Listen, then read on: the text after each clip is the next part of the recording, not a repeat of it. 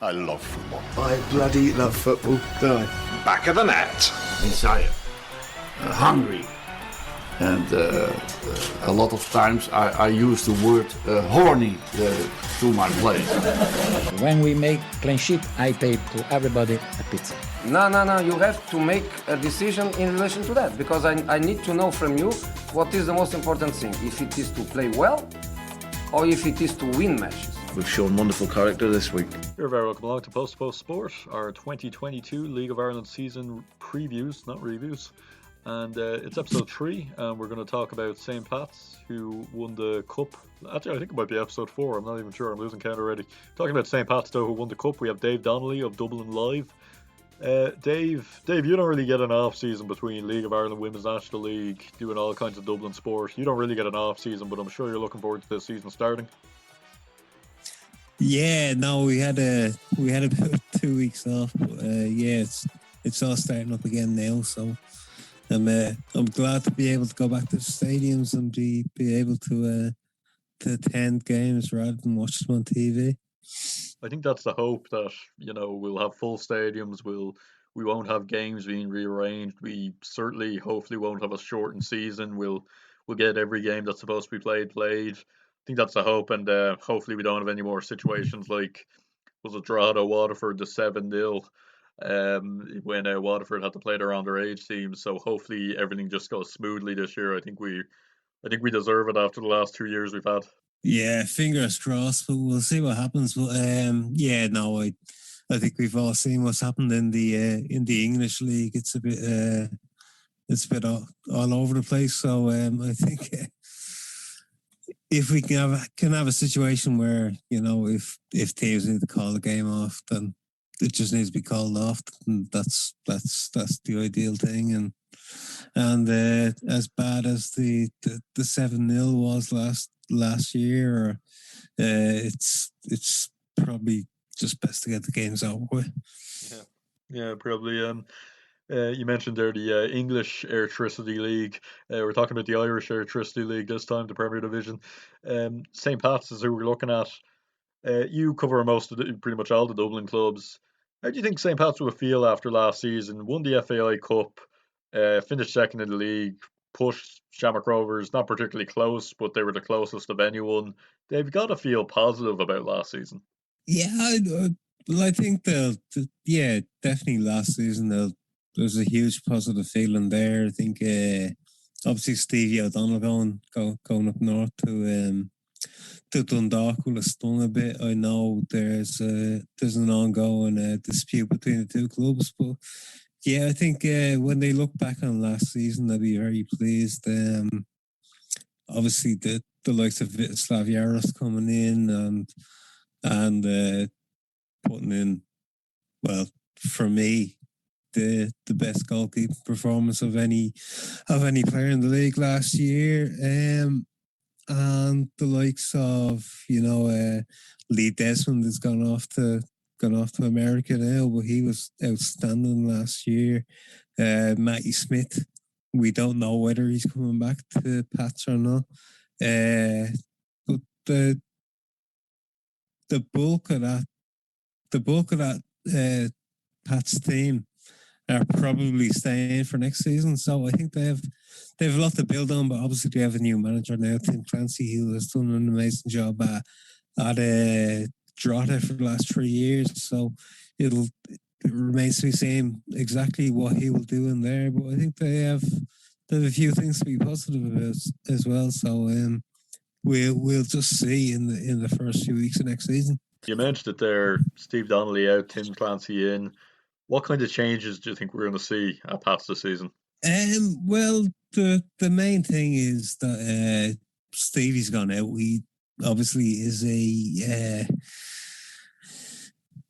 having come through Dundalk for so many years with Stephen Kenny. He's he has a defined style of football that he likes to play. I think Tim Clancy at Drogheda has had to be a bit more pragmatic. So it'll remain to be seen what exactly he does when he steps up to a club that is expected to at least challenge for things. So it'll be interesting to see exactly how he sets the side up next year. But the main thing will just be the players they've lost. You know, the likes of Robbie Benson are gone out. Yaros has gone out, I mentioned earlier. James Abanqua looks like he's gone to Udinese in Serie A. So they've lost a good few players. John Mountney's gone.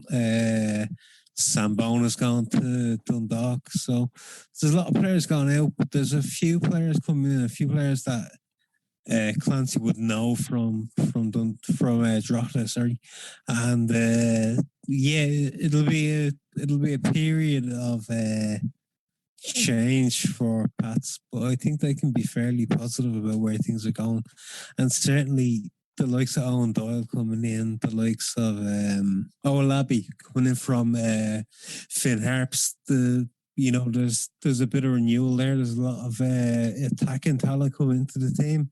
And it could be a very good thing for them coming into next season. How realistic is a title challenge? Like, how much of a title challenge can Pats put up? We've seen Derry become a really strong team. Shamrock Rovers will still be favourites. Don't really know about Dundalk just yet, but how realistic is it that St. Pat's could lift the Premier Division trophy this season? Well, I'm going to go on the record and say that Rovers are going to win it fairly easily.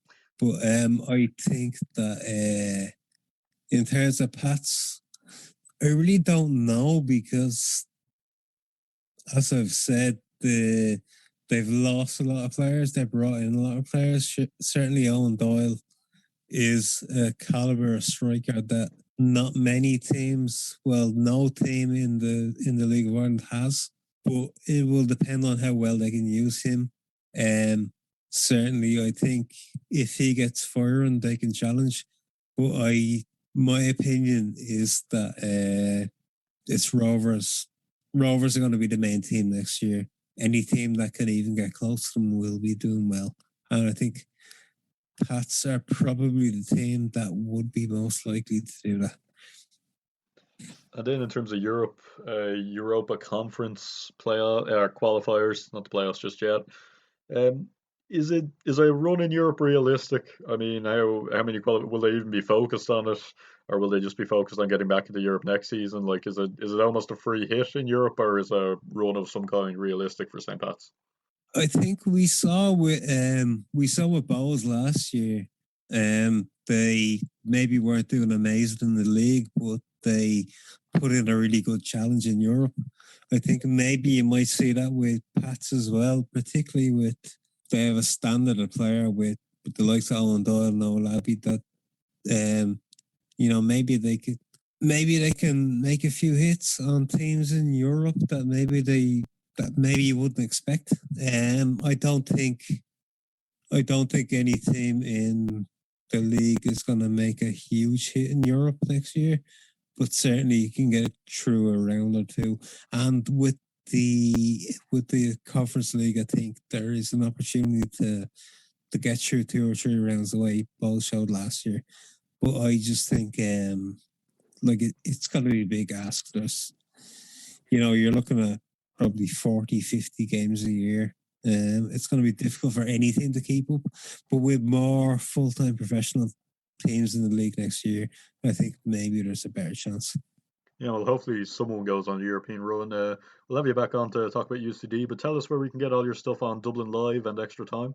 Yeah, so I am the chief sports reporter with Dublin Live, so dublinlive.ie, and you can get all my stuff on there. It's mainly football at the moment, purely because football is mainly happening at the moment. But I cover all sports on there, and ExtraTime.com. Obviously, the league, the leading place to go to for League of Ireland football, and will continue to be in the future. Yeah, indeed. And don't worry, I won't take that as you throwing shade to our new League of Ireland page. That's a good segue, though. We are launching our own League of Ireland, the Women's National League page on our site. We're doing a bit of updating, as you might have seen, PostToPost.Sport.Blog. But if you want real coverage, go to Extra Time, of course. That's where we steal all our information from. So I should say thanks very much, Dave. Dave, we'll talk to you in a few minutes about UCD. You're welcome. PostToPost Sport on Twitter and Instagram.